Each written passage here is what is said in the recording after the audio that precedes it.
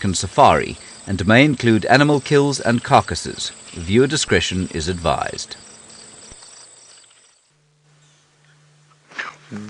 We are sitting a mere 10 feet away from the most endangered carnivore in South Africa. This is Safari Live.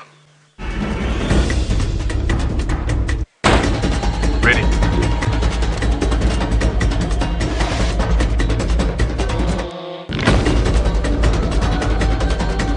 Standing by.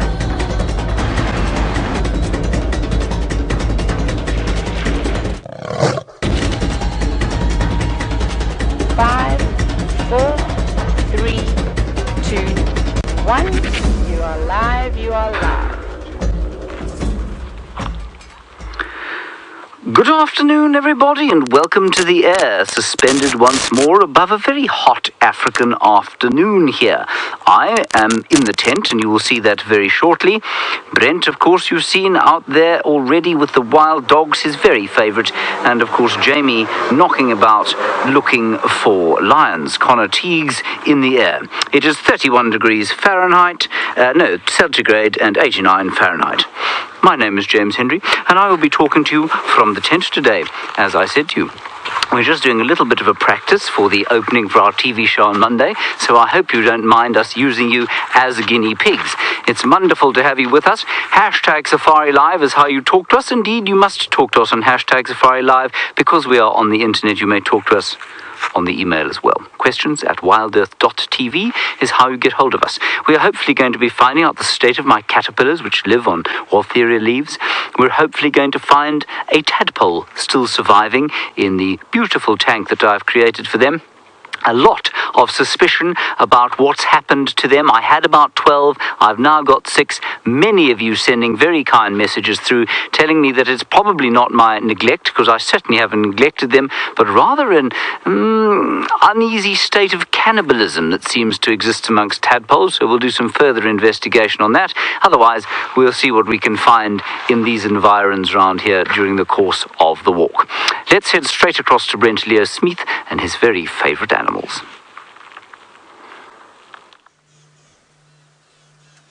We are with, indeed, my favourite animal, and it is quite nice to spend some slow time with the Investec pack. Now, we can see 5 dogs at the moment, but the rest of the pack, some of them are lying behind me over here, but we can't see them. Most of them are lying in this very small bit of shade underneath the russet bush willow. And especially after yesterday's action and sadness and whatnot, it's quite good to know the pack have killed twice since that pup was killed already. So everything out here in the African bush is survival, and life has to continue. And that's what the dogs are doing, and hopefully they're going to be continuing very fast and around us, chasing impala a little bit later. So we've probably got about an hour and a half, hour and 20 minutes of stationary dogs in the heat at the moment, and it's quite nice. So if you guys have any particular questions about wild dogs, because quite often when we do have the wild dogs, they're quite frantic sightings, and we're running around trying to keep up with them. So now here's a nice opportunity where you can take it a bit slower. If there's any in-depth questions you would like to know about wild dogs, you can ask them now, and you can use that and do that by using the hashtag Safari Live or the email address questions@wildearth.tv, and I will do my best to tell you all I know about my favorite puppies. So as we're saying, so there's 4 dogs sleeping closest to us, and they are truly out. Now, with their incredibly fast metabolisms, they don't often have very fat bellies. So those fat bellies only generally last just after a kill. There's one dog lying a little bit off to the left in the grass.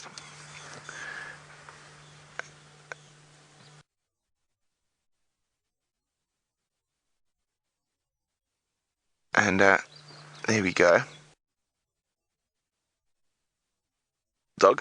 I forgot to tell you my name.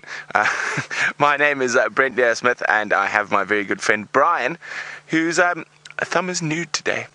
Oh dear.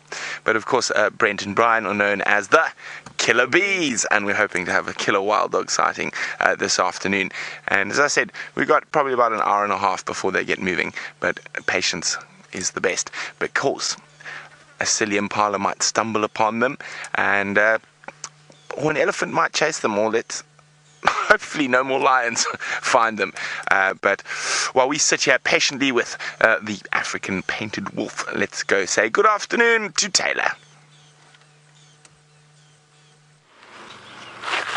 Well, it's incredible to be back in the African bush. The concrete jungle for a couple of days was enough for me, but I hope that you have a wonderful walk with us this afternoon. Now, my name is Taylor McCurdy, and on camera with me is Mr. Craig, aka Batman, and then also, of course, eyes and ears, making sure that we are nice and safe out here, is Rexon. Now, we've just bumped into Jamie. You may have even heard her driving off, and so we're standing on the road at the moment, and she's just said that she's picked up on some lioness tracks. So what we are going to go and have a look at is we're probably going to head towards Philemon's cut line and go and investigate and see what these tracks are, and where they're going and which lioness was on the property, because I believe that there haven't been too many lions around lately, so that's quite exciting.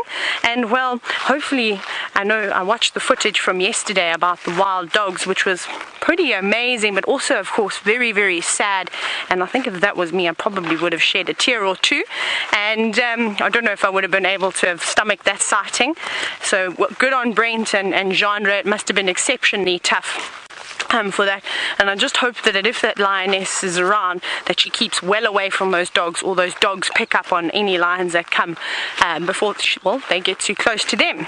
So that's our plan this afternoon. And then the other thing we're also going to be looking for is water. The thing I'd like to chat about today is all these drying up pans and what's going to happen. But before we can get there, I think we're going to head straight towards those lion tracks, because that could be quite amazing and quite interesting, because I wouldn't even have a clue as to which lioness would be walking around on the property. I don't even know where the nkahumas are anymore. And funny enough, we were going to pop our noses into the Manuleti, which is just north of us, while I was on my holiday, and I was going to have a look around for the nkahumas, no joke, because I suspect that they're somewhere there. Sorry, I've got to go over the little bridge now. But it's a sweltering day out here, and it's good to see that the grass is nice and long. But something that I've noticed is that even though I haven't been here for about a week now, is that it is all dried up so quickly. I can't believe when we were standing on the big open plains just in front of the DRC how sort of dry everything was looking. So hopefully we're going to get some rain. It was actually quite a bit of rain 2 nights ago in the Hoedspruit area, so sort of further northwest from where we are. So hopefully that with this hot weather around and the humidity that we have at the moment, it's going to bring about some big thunderstorms. Well, speaking about Madam Jamie, we're going to shoot across to her now so she can say hello to you, and hopefully she's found something more on those lion tracks. And a very good afternoon to all of you, and welcome on we appear to be rolling on our blazing hot sunset safari. My name is Jamie, and this afternoon Vim is on camera with me. And don't forget that because this is a live safari, you can send through your questions on #SafariLive on Twitter. Rexon, the reason that I've come all the way back to where I saw these lion tracks before was because Rexon had placed doubts in my mind. He asked me how many. I said 1 lioness, and he said no, he's sure it's Tingana. But unless Tingana has gained an extra 50 odd kilograms, this is not Tingana, surely. No, the toe's all wrong. Whew. Rexon had me thinking I was going crazy. It's definitely a lioness and not a leopard. It would be frightfully embarrassing if I had made that mistake. And she came up from here. Where did I see that track earlier? Let me just double, triple check this. Where did I see them? There. These are not all that fresh. They've been driven over. A mystery to be solved, certainly. If it's Tingana we're tracking, it is very thick sand. If it's Tingana we're tracking, well, we're definitely wasting our time because he's on Simbambili.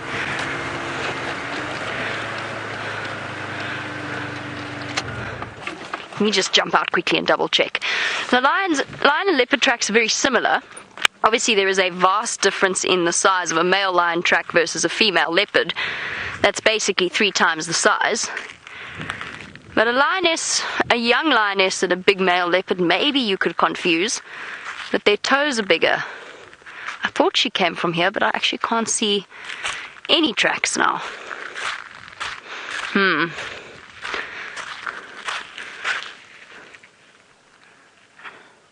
See, that sort of looks like a lion track coming this way. Old lion track, though. This is a complete mystery. I'm very confused. I'm going to go and check Treehouse Dam, because I think Taylor's theme of water this afternoon is going to be very applicable, in that it is boiling hot, and I think that quite a few of the animals are going to be spending a little bit of time around water sources. So while I go and double, triple check around the water holes and wait for Rex to come and give absolute confirmation that it is a lioness, let's go and have a look at something very close up. Close up indeed. Let's have a look under the microscope immediately. There. That is the back end of one of my special caterpillars that I've been looking after so feverishly over the last 3 weeks, hoping that they would survive. This one has survived. And as I said to many of you this morning, for those who were watching, these little critters did try and escape. And that's because I didn't seem to be feeding them enough. They like moist, new Waltheria leaves twice daily, at least. Otherwise, they start to get uppity, and when I get into my room, I find them sitting on the top of their very beautiful pink box that I've put them in. Maybe it's the fact that they're in a pink box that they don't like it. I'm just going to move it round so we can get, hopefully, a look at his front. Isn't he an amazing thing? Now, remember, when we started doing this, I could fit... I'm just going to lift this up a bit. If you come back to me, Kirst, for a sec. If you remember, when we started doing this, we could fit probably 10 of these little caterpillars under the microscope. Now we can't really fit more than 1, which I think is quite cool. It means they're growing. There we go. There's the front end. There's the front end now. Bit of wind. Sorry about that. And he's disappearing. Ooh, dear, that is dreadful. Sorry about that. Okay, try him now. There we are. No. He keeps moving. It's very difficult. Okay. Go. There's his front end. There you can see, and he's still trying to find something to eat. I think that these things are going to pupate fairly soon. All right, so we're going to put him back in his pink box, and what I will do is feed him again while we're on the show and see how he's doing. Now, stay safe, see? Because I need you to perform very well on Monday. Look how tiny he is. Can you even see him there, David? No. He's just there. Oh, there. Isn't that cool? Now, Kristen, you're wondering about the collection box of bugs over here, which is largely decorative. We can have a look at it if you'd like. Probably best to leave it up, hey, David? Yeah. What this is a sort of honours project from one of the universities nearby that Connor managed to get hold of for us. And it's just all of the orders, or most of the orders of insects that we get here. So they've got the dragonflies and damselflies, the bugs, which would include the cicadas, and the many assassin bugs.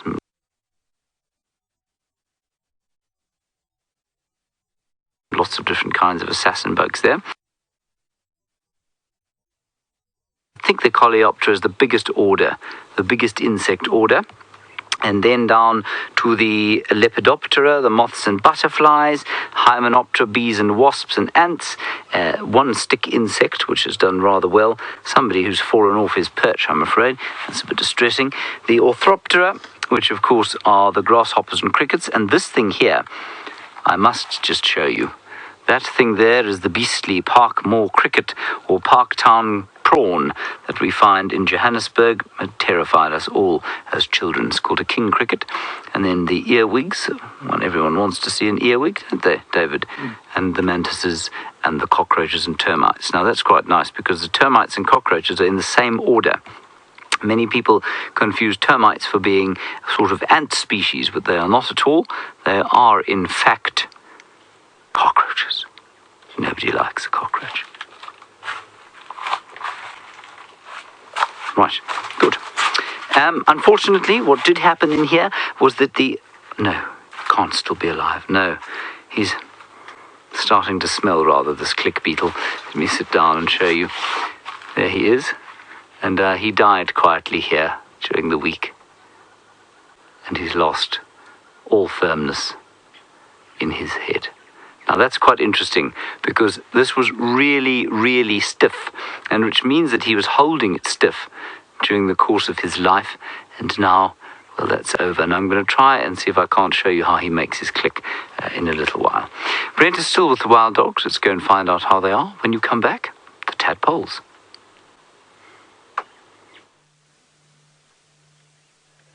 Look at this, they are just cuddling together. And it's a very, very good sign when you see wild dogs, even in the heat, lying on top of each other. It is not the most important thing in a well-formed pack, but in new packs, the closer the pack lies together, the better the bonds and the better chance of success. And even in well-established packs, if you see this kind of intimacy between these animals that have a really, really complex social structure, it is always a wonderful sign. So they're literally lying in little enclaves. So there's those 3 dogs lying there. There's about 4 lying together over there, and I'm assuming the alpha pair are still lying behind us over there somewhere. Let's go have a look if we can find them. They shouldn't be too far away.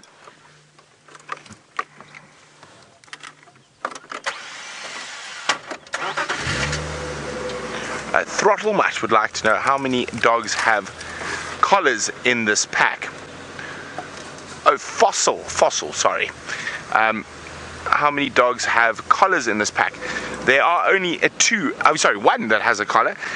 So what happens is it's almost always one of the alpha pair that are collared, either the alpha male or the alpha female. Now, the reason for this is that they never disperse from their own pack. So the only way they leave the pack is to die. So that's why they are the best to... Well, I actually don't think we're going to be able to see these other dogs. They're lying in this broken country here. But we will give it a try. There's a nice little pan close by. So I think when they do start their greeting ceremony, they'll probably head down to that little mud wallow, have a drink, maybe have a swim, get rid of the heat of the day before continuing on. So the alpha female in this pack, from what I'm not 100% sure, but just from the amount of time we've spent with them recently and watching their behavior, she's a very dark female. And then the alpha male is quite easy to see because he's got a collar. Now, I think they could be lying just on the other side of this termite mound. I heard a very distinct... Oh no, there they are. You can just... They are properly flat at the moment. Do you see them, Brian? There we go, there's a head popping up. Let's go see if we can get a closer look.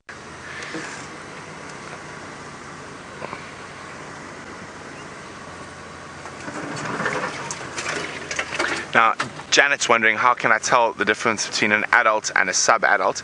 Well, Janet, at this current point in time, there's still a visible size difference between the two. So there we go. I think that's about the best we're going to do, unfortunately. How's that, Brian? They are flat in the shade there. Oh, there's one stood up. Now, hey, that one had a good meal this morning. Still showing a bit of a belly. Now, so the youngsters are still a bit smaller, but in about 3 months' time, you won't be able to tell the difference between a sub-adult and an adult. And they grow very quickly. In this part of the world, they don't live for very long, only 5 or 6 years, 7 years at the out. So it is a very short-lived life, and that's why they have so many babies, because they also have such a massively high mortality rate.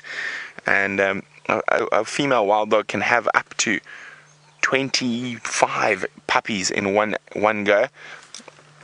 Oh, rolled over. But normally it's between 10 and 15. So it is quite a short life cycle for an apex predator. Even lions and leopards live longer. Now, you never know what's going to happen because we are live. So an impala and a nyala could walk in, but these dogs are definitely going to hunt today. So we're going to go into a short break, but stay right with us, because going on a wild dog hunt is possibly one of the most exciting and exhilarating things you can do on a safari.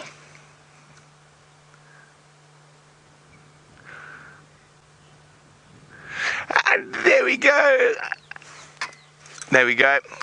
The thumb has got nothing to sell today. Sorry, nothing to sell. It's selling a trip to a nude beach. There we go, Brian. That's what we're selling in our ad break today.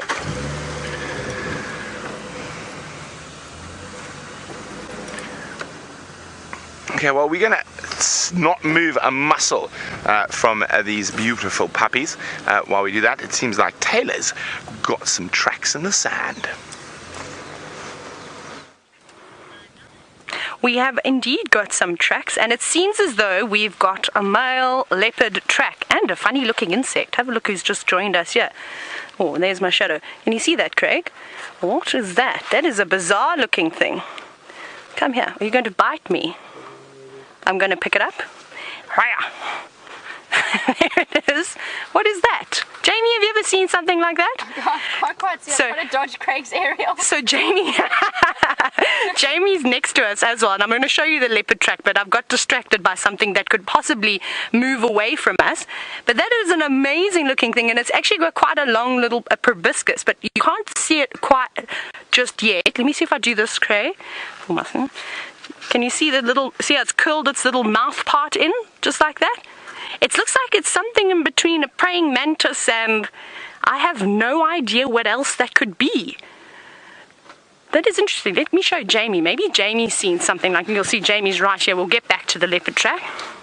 My leopard lion tracks. They're pretty big though. What is that? You just have a look at what they look like from Shabam Road. We'll go up a little bit further and have a look at those tracks too. But it seems as though a male leopard has popped onto the property. Well, let's see what Jamie's verdict is, of course, as to what this is. It's an insect. It's an insect. It's definitely an insect. We got that one right. So that's 1 point to us. That'll be quite interesting. So if you can, and it's got wings. Do you think so? It's got wings, or is it? No, it's just a fat body. Just a fat body. If perhaps we'll give you another opportunity to have a closer look, but maybe you could take a screenshot of that and send it through.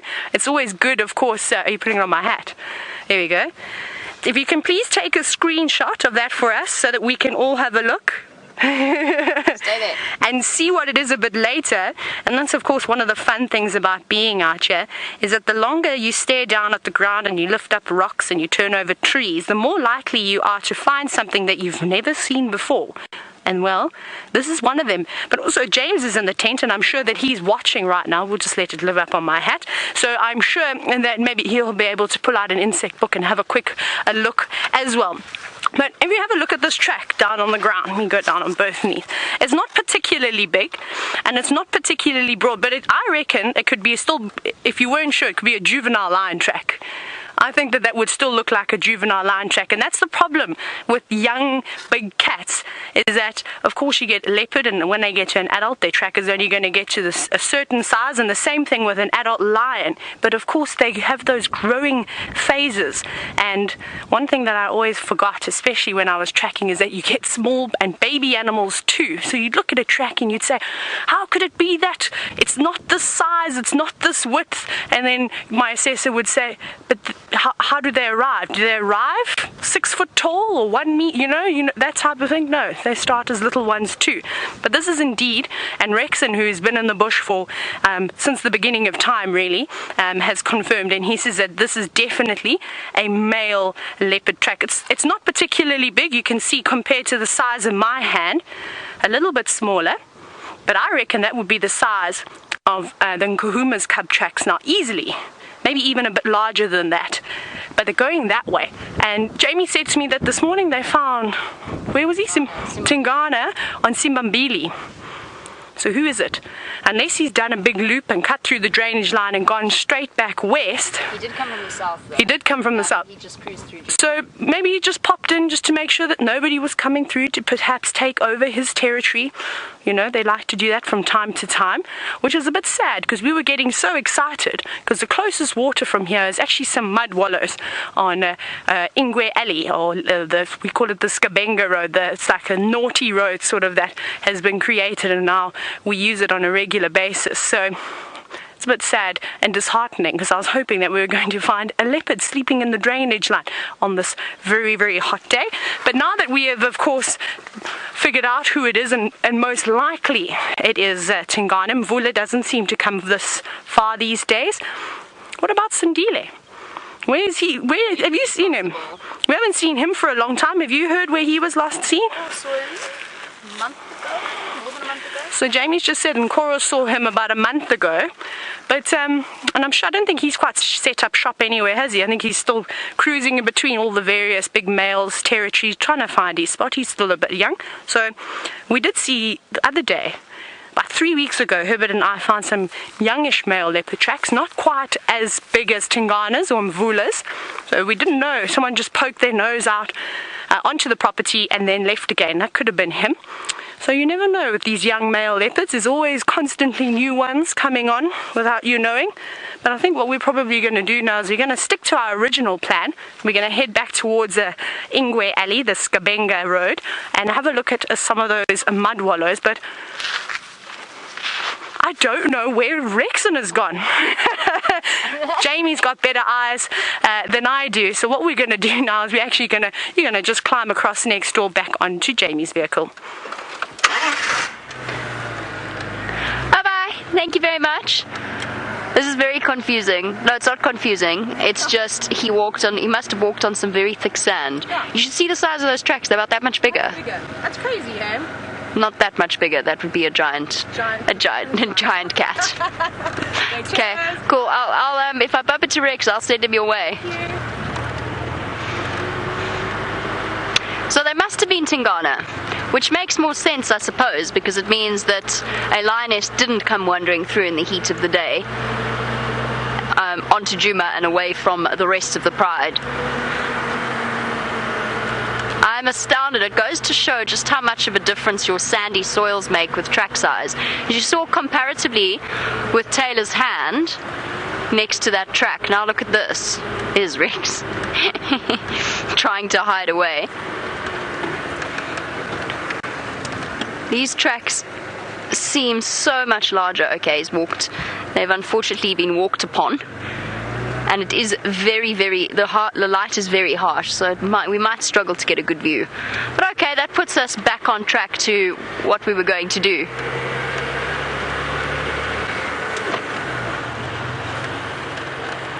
Thanks, Rex. Cheers. He's at Simbambili now. Apparently. Sorry, give me 1 sec. Pardon?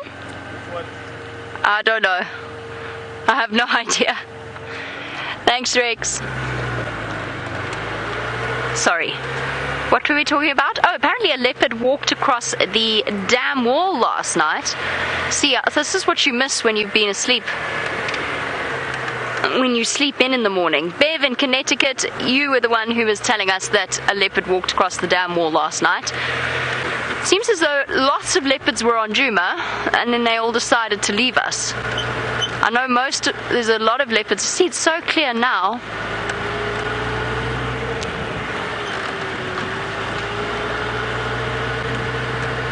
Very interesting. Can see so clearly now how much smaller those tracks are in slightly finer sand. Right, let's go back to James in the tent. Thrashing about. He's got so big. Okay. Let's have a quick look now. There.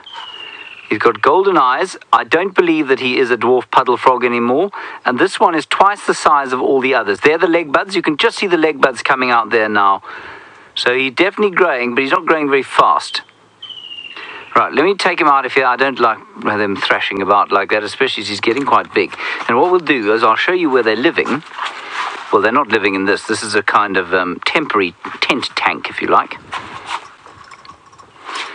And they're in here, Davey. I know this is going to be a bit difficult. Maybe I'll pick it down for you. There they are. That's two of them. One there, where my baby finger is. There we are. And then the very big chap we had underneath the microscope. And just to give you an idea, when we got them, the first one we put on the microscope was about the size of my baby finger. That is, I mean, including the tail. So that is now the size of, it's most the size of my baby finger. You can see that. But growing very slowly, and I don't know if they're the same species. I don't know if that one has been eating his brethren, and that's why he's so much bigger. I find it all rather distressingly confusing. Anyway, we will continue enjoying them for as long as we can. Well, I mean, James, yes, and supposedly tadpoles do feed on largely algae until they're big enough to eat worms and mites and that sort of thing. But I'm just wondering if these guys aren't eating each other, to be honest. And I've received a number of messages to that end today because I'm so very worried about them. I haven't found any corpses, you see, and yet we have had 12 of them to start with, and now we have 6 or 7 left. Anyway, we will do our level best to keep the rest of them alive. I shall return these to the coolth of their much larger tank in the camp very shortly. That is the tadpoles. I'm going to do a little bit more research on what tadpoles eat and do not eat. Then, what I wanted to quickly have a look at here was one of my favourite grasses, and that is the grass Eragrostis gummiflua. There we go. And it's called gummiflua because it's got sticky nodes, and the sticky nodes are supposed to stop the ants going up to the top. And I thought, well, why don't we have a look at a sticky node underneath the microscope? So that's what we'll do. Isn't it nice to be able to make your own decisions, David? Be the captain of your own ship. Isn't it wonderful? I'm just going to quickly change the exposure down to normal. Okay, menu off. There we are. Oh, hang on. Sorry, Kirsten. There we go. That's it there. So that is the node. Let me just try and find something that I can point at it with. Right. There we have the node there that I'm pointing to there. See, I'm making a circle, David. It's very difficult because it's coming from the wrong angle. Anyway, that is the sticky node there that stops the ants getting up onto the seeds. Now, we think they've gone to seed, actually, and that's probably why they have these sticky nodes. And I'm just going to run along the length of this culm. Let's just see if we can't find something interesting living here, because, you know, so often when we do this, we find all sorts of interesting things. Tiny, microscopic creatures that like to live in every nook and cranny. There, you see those hairs there? That is very distinctive of the grasses. It's called a ligule, and it's quite a good way to discern what grass you're looking at. It's either a hairy ligule or a membranous ligule or an absent ligule. So, you know, if you happen to be interested in grasses, rush outside, grab some and check what kind of a ligule it has. I suspect the wild dogs will be slightly more entertaining for you than finding out whether or not you can see a ligule. Let's just quickly go to the end of the grass stalk here. There's a piece of wire in my way, starting to get across. It's okay, I've managed to get it out of the way. It doesn't... Oh, what is that?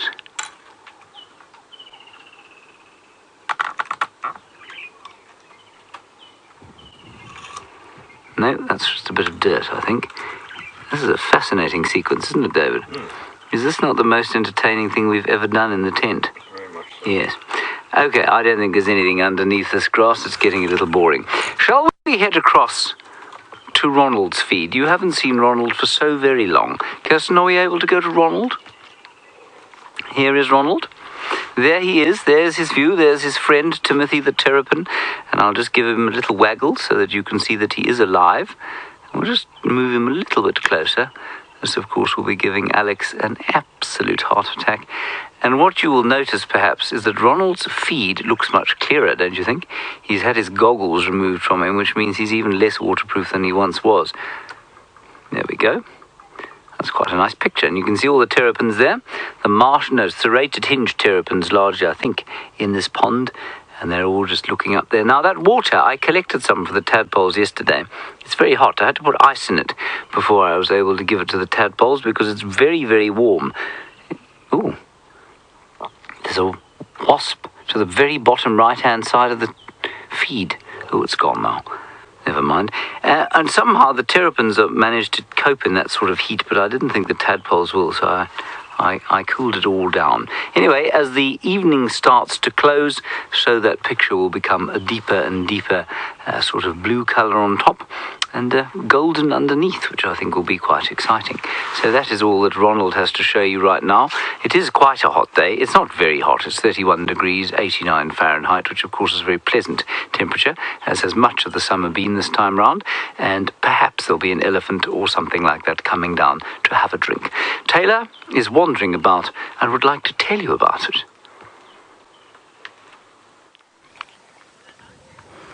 We are indeed wandering about. We've actually come down into the drainage line, the same place where we saw those leopard tracks earlier on Philemon's cut line, coming straight down to where we are now. So we had another chat with Rex, and he went and had a look at those tracks, and he says he thinks that whoever this leopard is was walking here between game drives, and there hasn't been too much wind around, so the tracks are still quite neat. A little bit of sort of damage to them, a bit of sand and things blown around in the track, but still a very nice clear track. So Rexon is just up ahead, and of course on a hot day like today, with it being 89 degrees Fahrenheit, you can imagine, as you all very well know, is that the cats do not like moving around in this hot weather, unless perhaps you're a mother and you've got very, very young cubs. Then it's ideal to move around when the rest of the predators are sleeping. Now I'm just going to keep an eye out, an ear out every now and then. You might hear me go quiet. Just need to listen if Rex picks up anything. Now, as we're moving along here, I mentioned earlier, and we've just got to watch our step, and like I said, there could be buffalo and anything sitting in the shade, even a leopard. So Rexon's up ahead, so I'm going to listen out carefully. But I was mentioning to you about perhaps Sindile and then moving around in between the other males' territories, as well as Tingana and Mvula. And JC, you were wondering if it's common for male leopards to move around in each other's territories.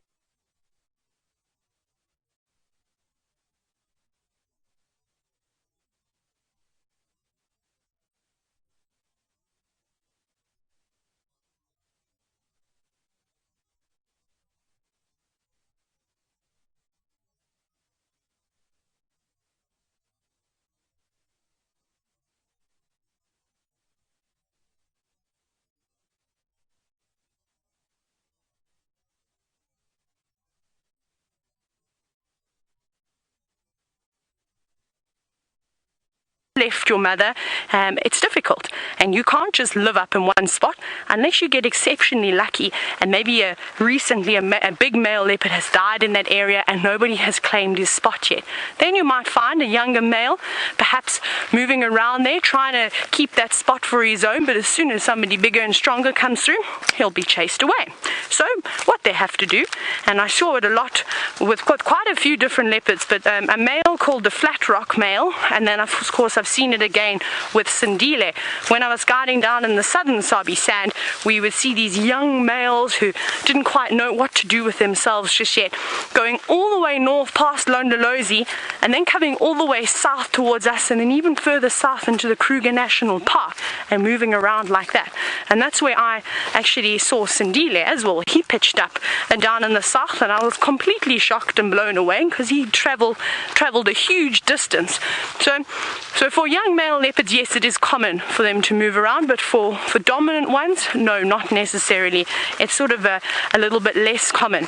And sometimes you'll get another boy that will come through and feel that, well, the territory he's taken over is just not big enough for him, and he'll have to move around and, of course, maybe chase out a couple more. Sort of how Mvula has been pushed further and further north, and Tingana has sort of opened up his space, and he's got quite a nice large territory now, which was really good. He's a big boy, and he travels a long distance, and he has to do a lot of work, of course, to maintain a territory of this size. So basically what we're doing is we're just following up.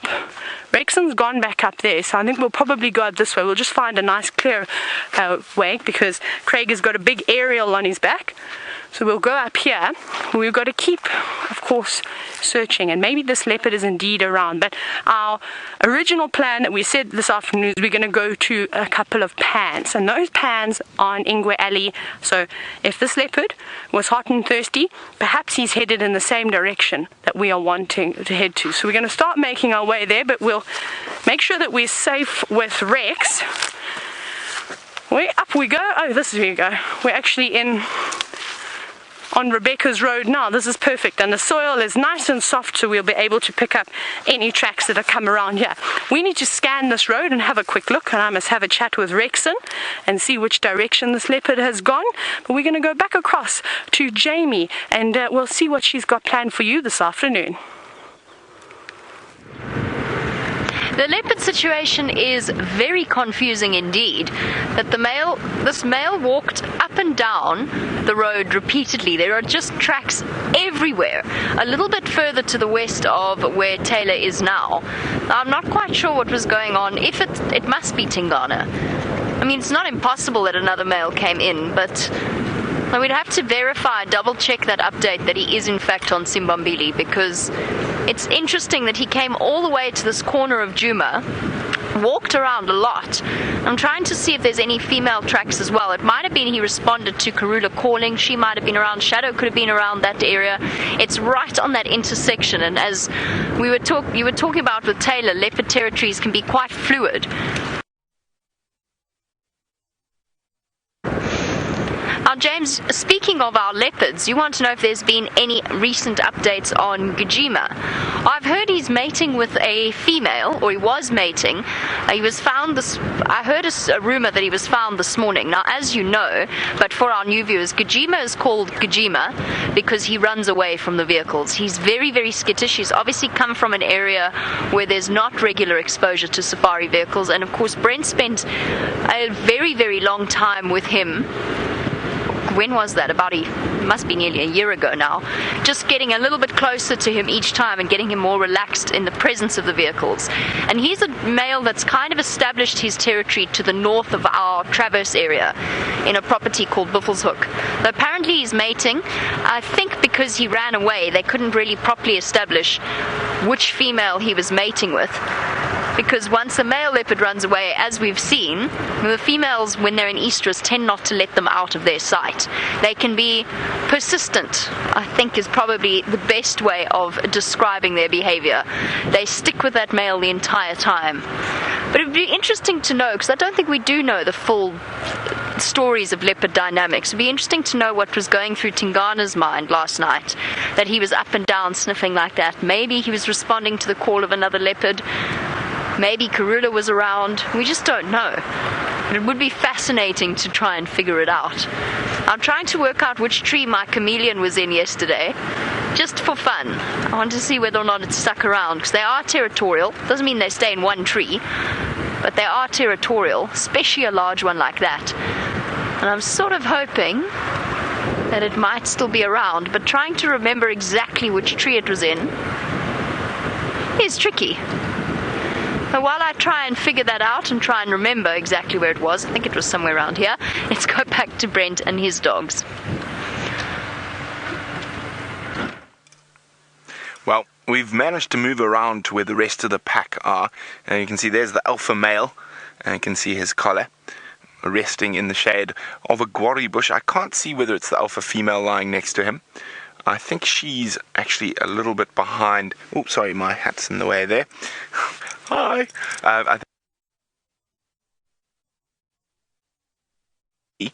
But there's the rest of the pack. I can see one of those there's the adult who's got that old scar. Is there another collar? No. Just the way he's lying. There should only be one collar. I just had ducks. The rest of them are lying under that tree over there on the other side of the road.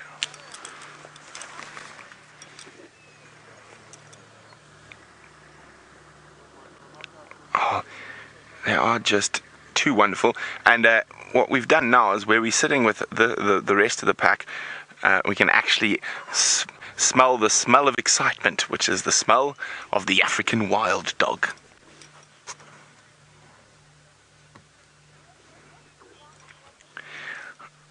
Hi, Debbie, who's in Vancouver. And not too many wild dogs in Vancouver, but the wolves do come quite close. And as a canid aficionado, I can't wait to see wolves one day. Well, sorry, Debbie. Debbie was wondering, how big is this pack's home range or territory? It is massive. It's over 120,000 acres for a pack of this size. So that is one of the threats that face wild dog throughout Africa, and that you need massive protected areas to have sustainable populations with dispersal and breeding. And one of the big problems is a lot of these populations are now really disjointed. So the real major sort of gene pools of wild dogs, there's the southern Tanzania, which is the largest population, probably about 1,600, 1,700 dogs. So massive population, and in and around the Selous Game Reserve. And one of the reasons that area is got so many dogs and it's quite safe is the tsetse fly. So the biggest risk to these animals is actually canine distemper and rabies, and the tsetse flies keep the domestic dogs out, and they kill domestic dogs, so don't get in as close. I know, just a tail wagging and hitting a branch. And so then another big reservoir for wild dogs is central Zambia, in particular the Kafue. And then there's another smaller population in Zambia that goes south Luangwa all the way down to Lower Zambezi and into Zimbabwe. And then there's that northern Botswana and eastern Zimbabwe, or western Zimbabwe, sorry, sort of super complex of dogs. There's about 700 or 800 dogs there. But then a lot of the other populations of dogs are very disjointed. So, I mean, the Kruger, we've got 350 here, and the next closest pack is probably the next closest sort of stable, not even a stable population. Next closest population is in Mozambique, maybe, not sure, but maybe it's 50 dogs, maybe it's 100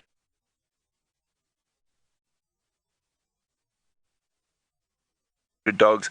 The southern Zimbabwe is same. Super parks, peace parks, is one of the foundations that does it, and these transfrontier parks that go across countries. So we're part of that transfrontier park. So the Kruger National Park, or the actual full name for this whole park that we're sitting in now, is the Greater Limpopo Transfrontier Park. There we go, all in one go, and no. But so that is why we're 8.5 million acres. The Kruger itself is 2.7 million hectares, so around 5 million acres. So there's another 4.5 million acres that's been added with Zimbabwe and Mozambique, and of course all the private reserves like we're sitting on in the Timbavati, the Sabi Sands, the Manyeleti, the Taba. So there's a massive thing, and I'm hoping in my lifetime, because at the end these animals and most of the endangered animals, rhinos and everything, it's sort of up to our generation to do something about it. So in my lifetime, I'm definitely going to be pushing for extensions of those parks, make them even bigger, and it's going to happen. It's very difficult to do in a lot of places, but I mean, the low veld of South Africa is an incredible example. 25 years ago, most of the surrounding farms outside of sort of the Sabi Sands, Timbavati, were all cattle farms. Or commercial farming farms, and now a lot of those farms are under game. Maybe not big five yet, but I mean, there's a lot of wildlife estates, and there's a huge, massive sort of protection in the animals. And one of the strange things, and it's one of those very complex conservation issues that often comes up with animals and their value. So I think a few of you are not going to like what I've got to say, but remember, this is just one of many different types of points of view when it comes to this stuff. But unfortunately, and I'm not saying it's right, but unless an animal like a wild dog, an elephant, a rhino is worth more alive than it is dead, we're going to be facing a very tough uphill battle in the whole world. So if you sort of remove all emotion from it, it's an economical problem, which is not saying it's right. I'm just saying that is the fact. You got to remember that a lot of the community, especially in places like Zambia and Tanzania and Mozambique, are living probably on less than $2,000 a year. And a wild dog coming in, killing a bunch of goats, or a lion eating the cow, or elephants stealing their crops, that is their livelihood. I mean, they're subsistence farmers. They're not earning money to live. They are farming to live, and even then they are scratching and eking out an existence in a very, very hard place. So until those animals and the communities around benefit from those animals, whether it be by ecotourism or anything else, we're going to have a very, very difficult time, but I think it's possible, and as I said, it's up to our generation to do it.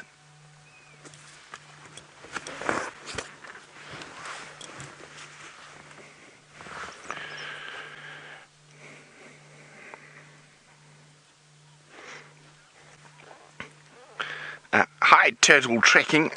Turtle Trekking asks, does anyone sadly try domesticate the wild dogs? No. You would have a terrible time if you tried to domesticate a wild dog. They're smelly. They scent mark with anal glands. They defecate as scent marks. And they like to rub smelly all over each other. No, the way their pack structure works, and that it's near impossible to domesticate them. They have a very incredible sort of I'm trying to think of the best way to describe this. They don't have a massive fear of man. Now, that's because of man's only been here for about 200,000 years, and man can't really threaten a wild dog in his sort of first state in the African savannas.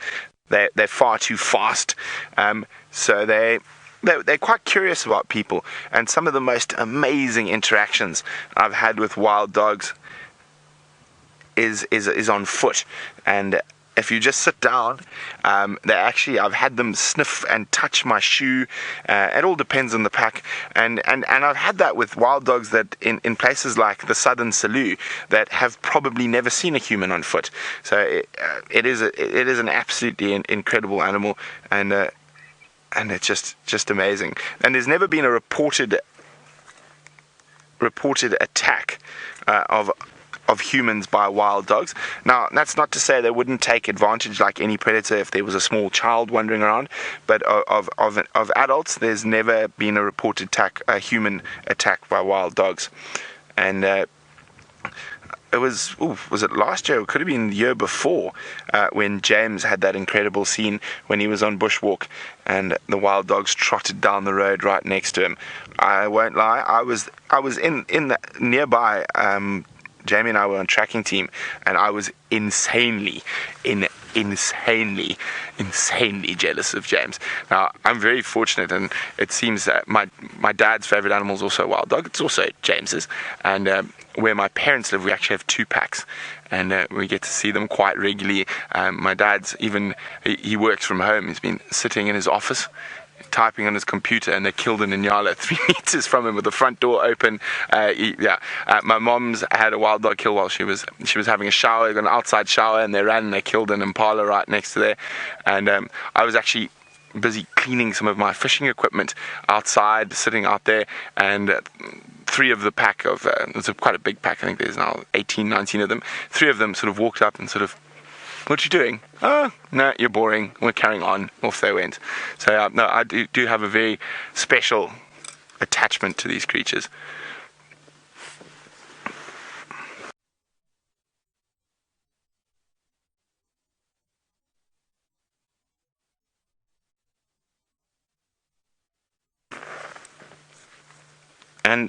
most of the stuff I learned from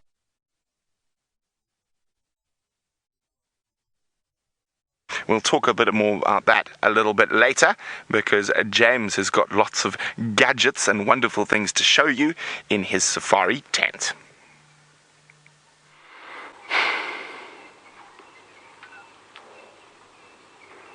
I think I may have just solved one part of the tadpole mystery.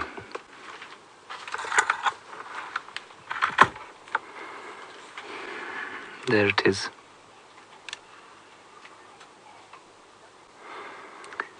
It is a water strider, everybody, or a back swimmer. This back swimmer, the book tells me, is a voracious predator of aquatic insects and tadpoles. Guess where I found this one, everyone? Yes, you're absolutely correct. In the tadpole's place. Now, do you see the air bubble forming there?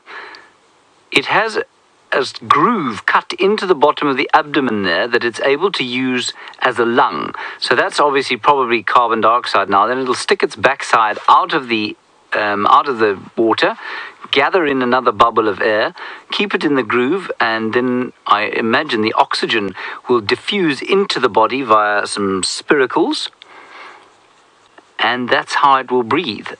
And if you look carefully, you can see it's orientated upside down. Can you see that? So it lies on its back, and the abdomen is keeled so that it can facilitate easy moving. And you can see this voracious little claws at the front. You've been eating my tadpoles. You will not be going back into the same pond. You will be living in your own pond. He looks so smug, as Kirsten says. I think he looks beastly. Of course, why shouldn't he eat tadpoles? Just not my tadpoles.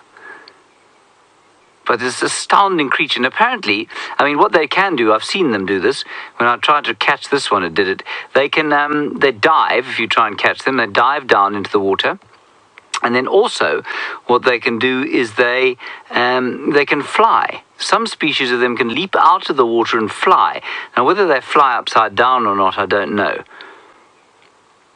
This is what my father used to call a water boatman. Mainly because it looks like, David? Water boat. Correct, no, not a water boat, no, a boatman. See, oars. Those are oars. I see. There we are. Let's slow on the uptake, David. He's been on leave, everybody, so you'll have to forgive him. See, there's the little carbon dioxide bubble coming out. Isn't that cool? I think this is an astounding creature. And I mean, I'm very sad it's been eating tadpoles, but I'm very pleased to have had it under the microscope and then read a little bit about it. Isn't it very cool? A back swimmer.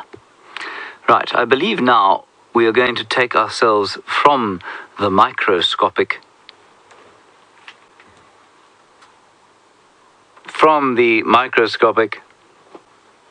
to the uber macroscopic. There's the uber macroscopic. Connor is going to look around. I'm not sure what he's looking for, but can you see how, first of all, you can see the light is burnt out because the sun is so bright, but also how a few days of sort of harsh sunshine has left the bush looking so much less green than it did. I mean, it will go greener as the light starts to soften, but it really does look a bit wintry. Not quite wintry, but droughty out there now, because we've had about a week without any proper rain. That's really quite interesting. And Connor doing a bit of a lower flight now. Any idea where Connor is right now? No. I'm starting to get a picture. East of the Pan by Voyatella axis. That's interesting, because Voyatella axis is not east of the Pan. Anyway, there we are. There's the dam. All right, so there's Djuma Dam. So what he was on Mvubu Road there. Wonderful, Connor. Well done. Good stuff. Excellent job. I suppose, I'm not sure how much range you've got at the moment, Connor, but I don't suppose we can go floating down the river there, can we? Along the top of there. Is that sort of angle, and then down towards the left-hand side to the south, along the drainage line there. That would be marvellous if you wouldn't mind. So kind. It's nice having my own personal pilot. Very good. Ooh, that's nice. That's gorgeous. Now, if you can just head south along that direction, that'll be fantastic. Now, can you imagine how many creatures we must miss driving down past a drainage line like that on a hot day like this? How many shady spots there must be for hot creatures to lie underneath and birds to hide in. That's really nice. So that's not the, there's some dispute about this. I don't think that's the Umluamati. That comes out of Djuma Dam and then joins up with the Umluamati, and eventually it will join with the Molwanini, and eventually that too. Ooh. That wasn't the sky, everybody. That was a blue screen. I don't know why it did that. Anyway, what I will do is, apparently he was losing signal range. I think I should actually draw that for you. Just a little idea of where all the rivers go. Right, okay, I'm going to do it now. Is that all right, Kirsten? Can we do it now? Unfortunately, you'll see there's a whole lot of kit over here because we have a visitor in the tent. David, show everybody our visitor. There is Gendre, everybody. What he's doing here, he's helping us repair some of the lights. Thank you, Gendre, for coming to help us with the lights. Yes, you did take them out, of course. Right. Let me get the right map. Sorry, everybody, I wasn't quite prepared for this, but I just thought it might be quite nice if I did it now. No, I don't want that one. I don't want that one either. Where's the main map? All I've got is maps of Cheetah Plains. This is a little bit awkward. Ah, here we go. Here it is. Here's the main map, everyone. Ah, come out here.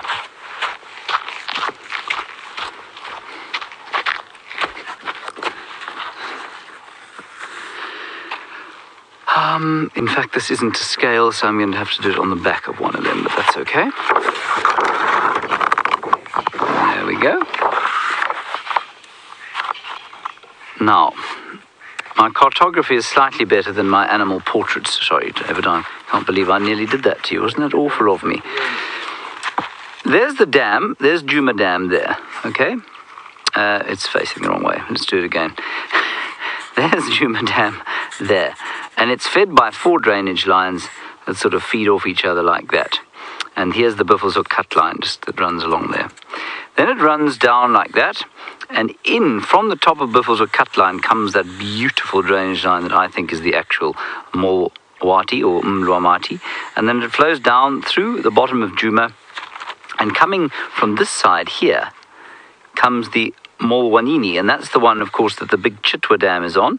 So let's draw that there.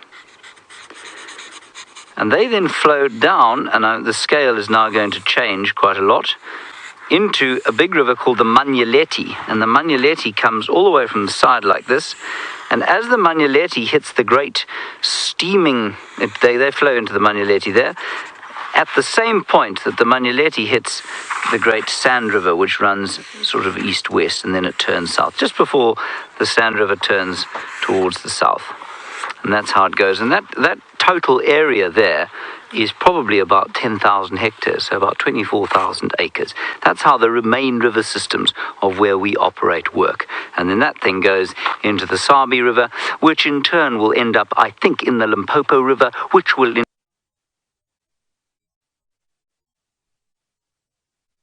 going to be.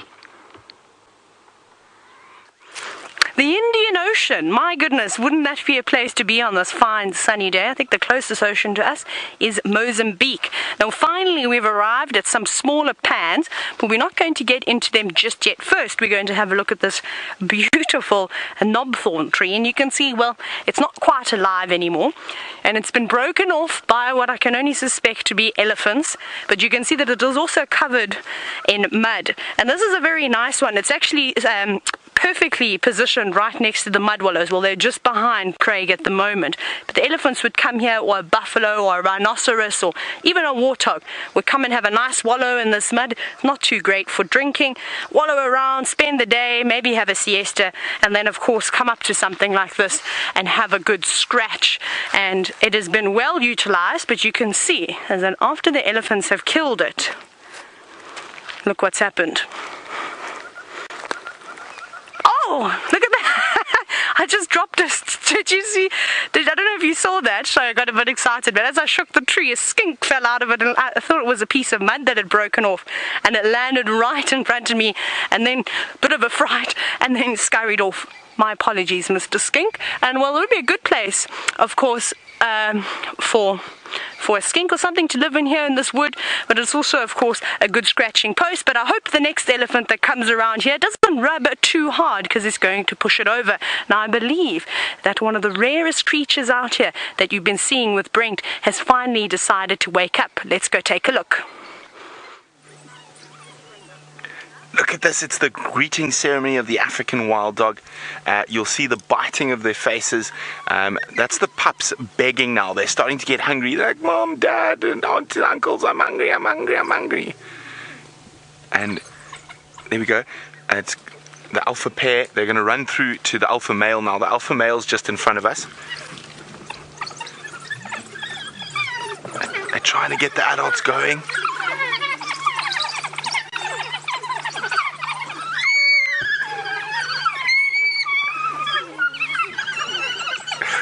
Most incredible sound.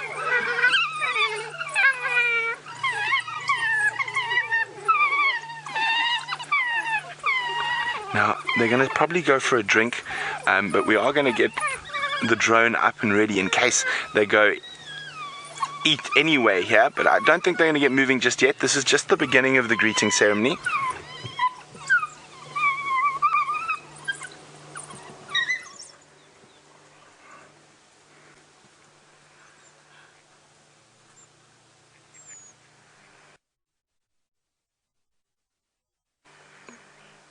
So there we go.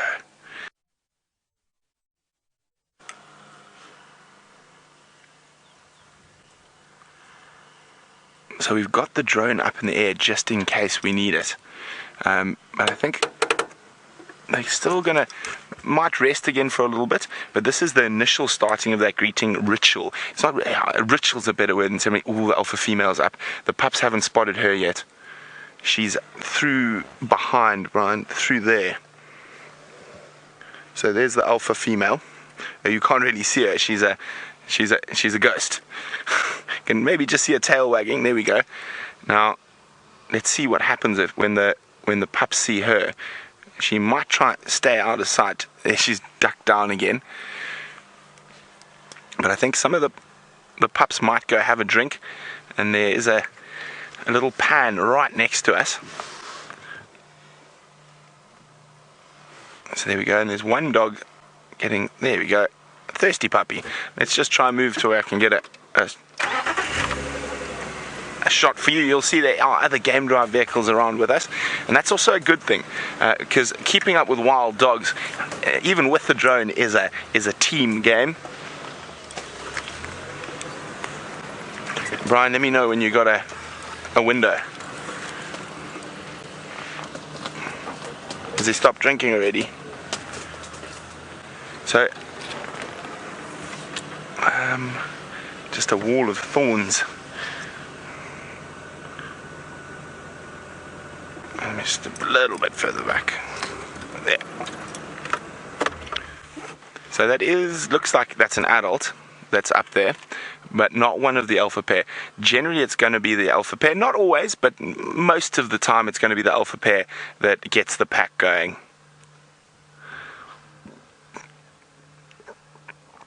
No, not quite ready yet. So this is very very similar to yesterday, but if they get moving again, we'll be right back. Jamie's found one of my favorite little surprises from last weekend. Let's go have a look. Isn't it utterly adorable? Not Mom, she's not adorable. She's actually quite menacing in her protective stance, but if you look really closely behind her, in a moment she's going to swim away. That's not ideal, Mom. There we go, there we go. Oh, I saw the head pop up. This is the female hippo with the tiny baby that was born only about a week ago, we think, and that was first seen on our TV show on Sunday evening. Monday morning for us, Sunday evening for most of you. There he is. Or she. Hello, little one. Little head just popping up because, of course, it can't hold its breath for nearly as long as an adult hippopotamus, and it has to rest and lean on mom. So somewhere under the surface of the water, little one is using its legs to grip onto mom's sides or onto her back. Oh, plop, off it goes down under again, popping up every now and again for a breath. And she's very protective. I've been watching her for a while now, and she's very protectively placing herself between the baby and the rest of the pod. There we go. It's just so tiny and fragile. Hello, little one. Up until relatively recently, she seemed to be keeping separate from the rest of the pod, and I suppose that's just standard new mom behavior, making sure that baby is strong enough to be introduced to the rest of the group. Hello.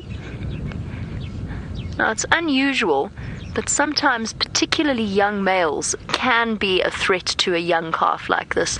It's unlikely, but it does happen, especially when the animals are under pressure, when they're under space pressure. Male hippo tend to be quite grouchy, and I have seen footage, I've never seen it in real life, but I have seen footage of baby hippo being killed by other members of the pod. So she's just making sure that a little one is entirely safe. Look at it resting its head on mom. Because, of course, hippo can't swim, so she's standing on the bottom. I know that sounds very counterintuitive for our new viewers, but hippopotamus cannot swim. They have to just rely on pushing up from the bottom of the water system that they're in. So she's standing at the moment. She's actually crouching, because I saw her stand up earlier. Oh, look, there it goes, ducking under. It's utterly adorable. There's the rest of the hippo, popping up every now and again for a breath. I have to say, having sat on this damn wall in the sun for a while now, I'm almost, but not quite, tempted to go and join them. She's gone back under. At times, hippo calves will suckle underwater. Oh, hello. Are you on the other side now? They do suckle underwater, so it could go beneath the surface and go and suckle from mum. They'll suckle on land as well, but they can suckle underneath the surface of the water. So it might be suckling every time it bobs down there. There we go. Oh, hi. You want to know how much a baby hippo will weigh when it is born. Usually between about 30 to 50 kilograms. So what's that? That is over 60 pounds to just over 100 pounds that it will weigh at birth. And the average sits around 40 kilograms. So just over 80 pounds that it will weigh. Now, not as big, obviously, as a baby elephant, which reaches up to 100 kilograms or over 200 pounds, but roughly the same size as a baby rhino. That's around the weight that baby rhino are born at. And for the first few months of its life, of course, entirely reliant on mum to provide it with nutrients. It will also, in addition to suckling from her, will also practice coprophagy, which is the consumption of dung, and it will go and it will eat mom's dung, because hippo do defecate in the water as well as on land. So the little one will go down, and I've seen this before, it's quite entertaining in a sort of quite gross way to watch baby hippo eat the dung from their mothers. They always have such a curious facial expression when they do it. But they do that to get all sorts of good bacteria into their gut to help them break down the plant material. It's essentially getting hold of mom's antibodies as well.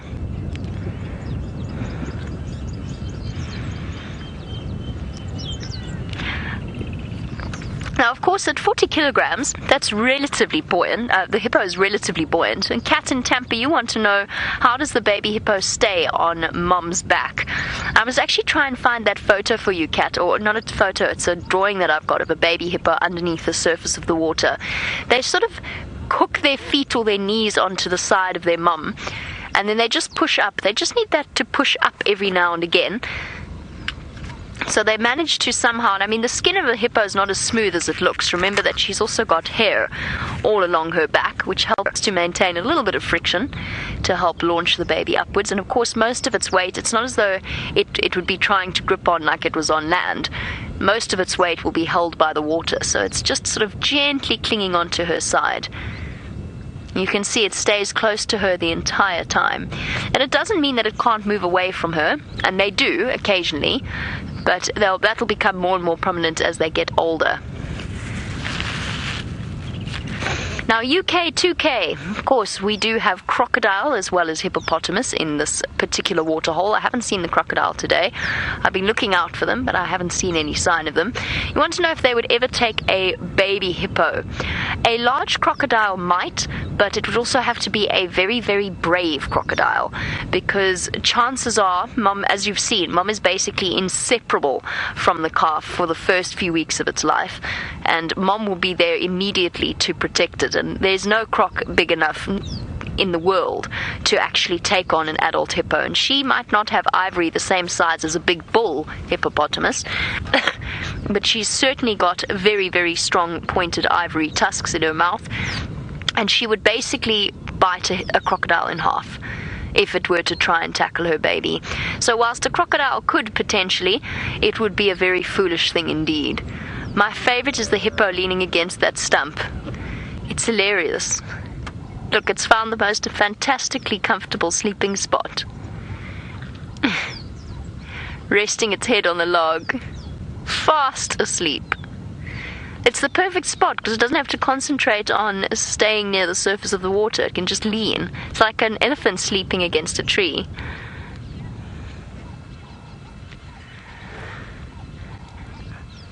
Again, the same principle applies with protective mum. Weedy in Washington. You want to know how curious the other hippo might be of a newborn. I think they might, some of the younger ones might attempt to come and have a little bit of a sniff. However, as I said, mum is unbelievably protective, and she's not going to really be all that keen on letting anything too close to that little one just yet. What will start happening as it gets braver, it will start exploring, it will start going up to the other hippo and getting to know the other members of this dam, or the pod in this dam, the Chitwa dam. But I think any curiosity would almost immediately be discouraged quite aggressively by mum. I saw earlier a hippo strayed a bit too close to her, another hippopotamus, and she just turned around with a very menacing edge to her body language that very clearly said, "Don't come anywhere near me." Yes, girl, we're talking about you, don't worry. You see how often that baby's coming up for breath? Every 30 seconds.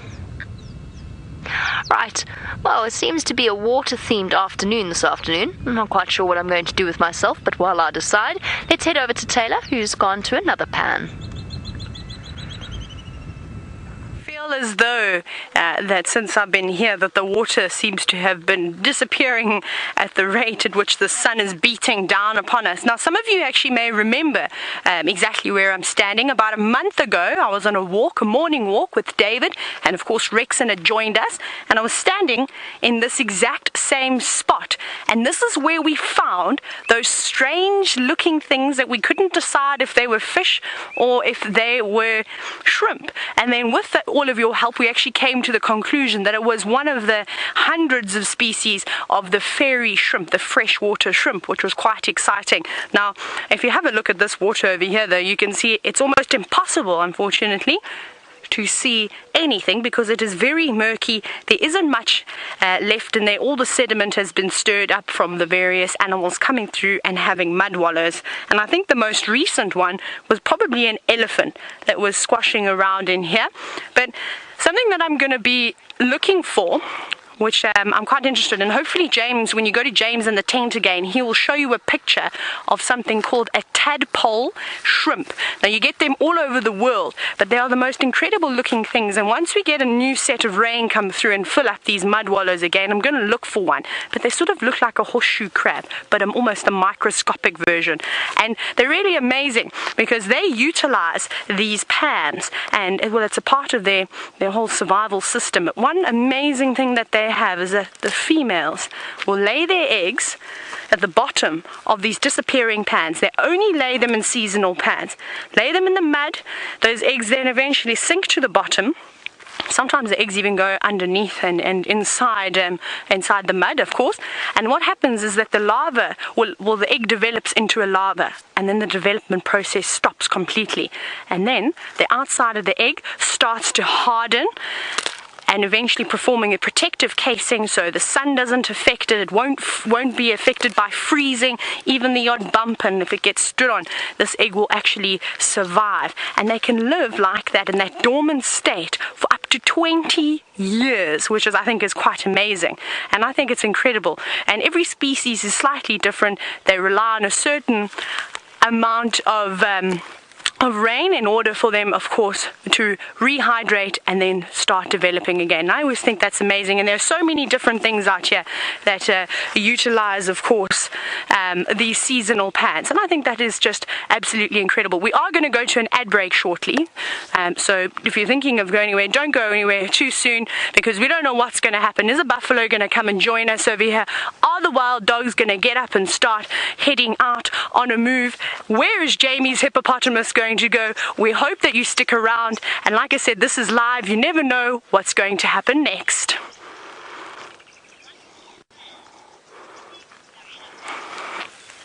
Yay! Right, we're back again. So of course, you know, we're practicing these ad breaks, and oh yay, I got one. Because if the last time I think I completely messed it up because my brain was still on holiday, but we're not on holiday now. But like I said, ask James to show you in the tent of what a tadpole shrimp looks like, and that'll be something that we're going to start looking at.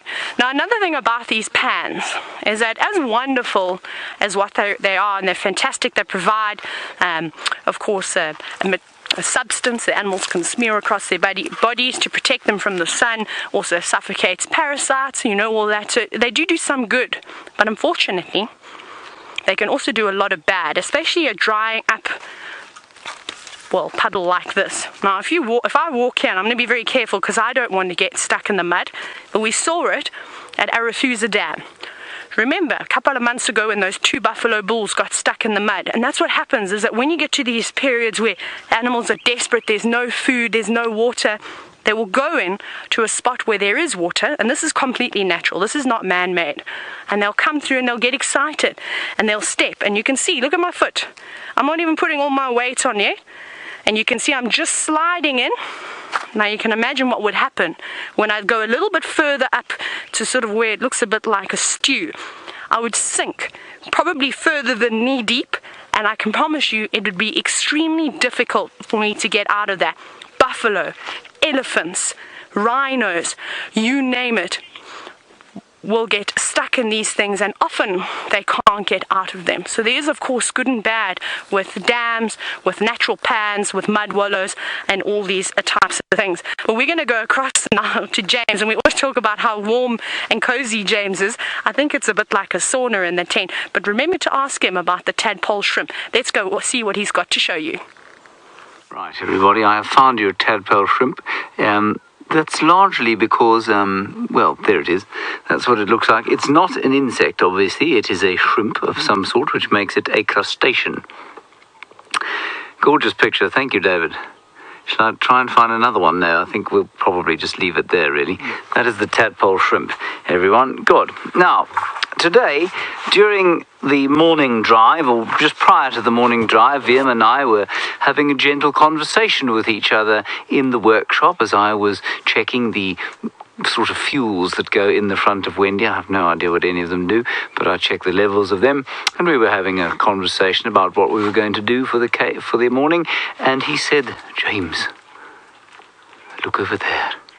So I looked over there, and he said, "It's very big. It looks like it could bite us."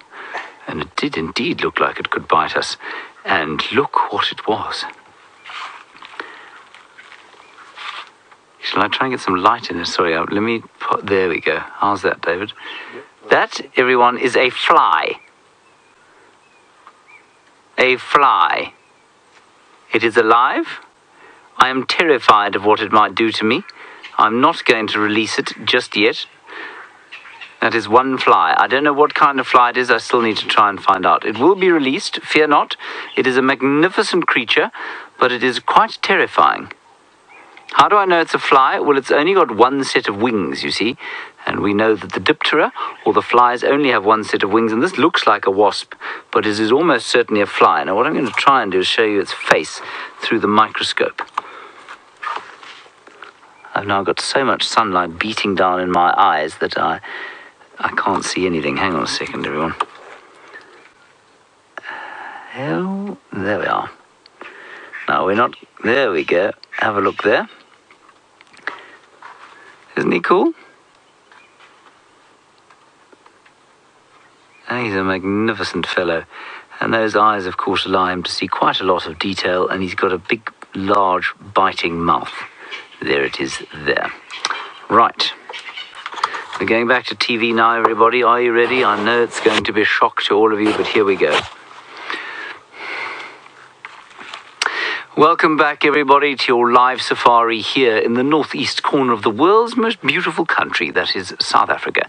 My name is James Hendry, and I'm operating from the safari tent. Brent Leo Smith is out there with the wild dogs, and Jamie is out there with a baby hippo, and Taylor, well, she's out there with some mud. Send us your questions. Hashtag Safari Live is the best and indeed only way to get hold of us, unless you're watching on the internet, which of course is everybody, and so you may send your questions to questions@wildearth.tv. That is the end of the rehearsal for how we go to TV. Back to TV. Let's go and have a look at Ronald the Rover. Ronald apparently has got some new friends. These terrapins are getting closer and closer to him. And Kirsten says that he was quite close to one. Was he, Kirsten? Which one was he? Oh, there we go, coming out of the water there. And they quite like that scum on the sides. Oh, did you see the kingfisher there? Kingfisher is having a bath and a drink. I think it's largely bath time, you know. Let's just watch that again. It could easily do it again. I also think they pull insects like this rather nasty tadpole-eating back swimmer that I've got here. Oh, and a dove on the left-hand side of the screen coming into view. Careful, careful little dove. The terrapin is moving in. Do you see that? Now, they are known to actually catch doves from time to time, these terrapins. That's why they're called terrapins. Did you know that, David? After terror. That's not true. I'm talking nonsense to you. You mustn't believe everything I say to you, David. Now, where is that kingfisher? There it goes. There's a lot of activity going on here. Very little of it mammalian. There, dove. Got a bit of a fright from Ronald. Sorry, dove. I'm hoping that kingfisher's going to do another one of those dives. Now, it's not trying to catch fish. There aren't any fish in here. And, of course, it's not a fish eater. The woodland kingfisher. It is an accomplished diver, though, and at this time of the day they like to have their drink and perhaps a small amount of aquatic insect to eat. Now, I don't suppose, Kirsten, we can befall upon you to go to the dam cam view, can we? Oh, there we are. Okay, that is the dam camera view. And I just wanted to have a quick look around, please, Mr. Zoomy, as to what's happening down here. I can't see anything on that picture right now other than a dead tree and some green trees and some grass. So not a huge amount going on there, but the Zoomy, of course, is in exactly the correct position because that is from whence so many of the animals will come when they come down to drink in the late evening. Good. That's rather special, that is. Okay, well, I'm going to eventually release this fly. He is so impressive. I might try and keep him for TV. I'm just not sure what he eats, though. So we'll have to find him. If I can't find him something to eat, then I'll have to let him go. Okay. Cameron, you're 7 and you want to know about lizards and if we have one in the museum.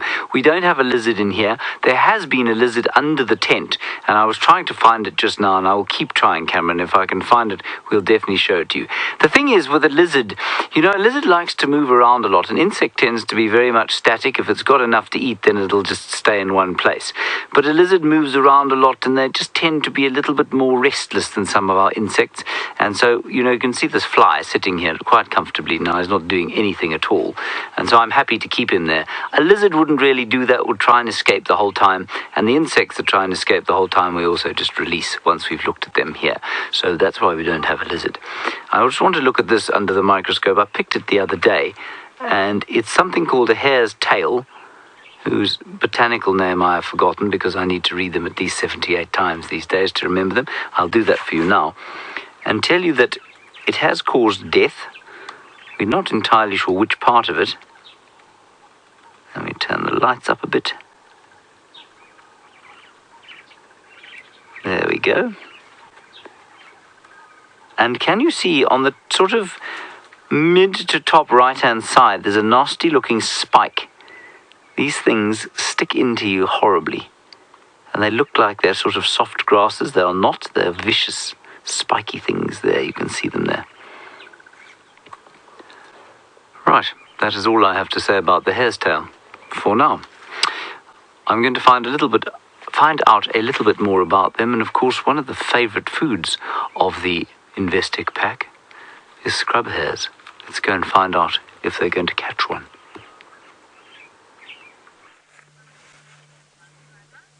Well, I certainly hope they're going to catch something bigger than a scrub hare, hopefully an impala. But at the moment, after that initial greeting, they've gone flat again. So I think they're probably going to get moving again shortly. What's the time, Brian? Half past. So they're getting moving a little bit later than they did yesterday. And that's not surprising. It's quite a bit warmer than it was yesterday. So what should we say? Who wants to take some bets on when they're going to get moving? Brian, when do you think they're going to get moving? 7:37.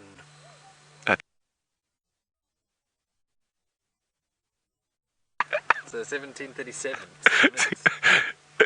Okay, sorry, I'm just going to draw myself towards off. Brian says in 7 minutes.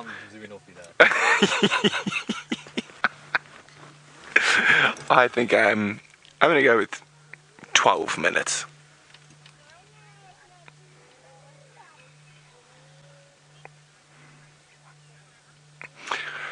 Well, hello, Trevor.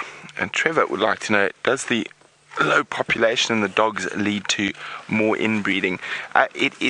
It can do. Currently, there's still a good enough genetic variety in the Greater Kruger. There's about 350 dogs, and every now and then, the Endangered Wildlife Trust will introduce dogs from other parts with different genetics. Oh, there we go. There's a little bit of squeaking, and one's standing up.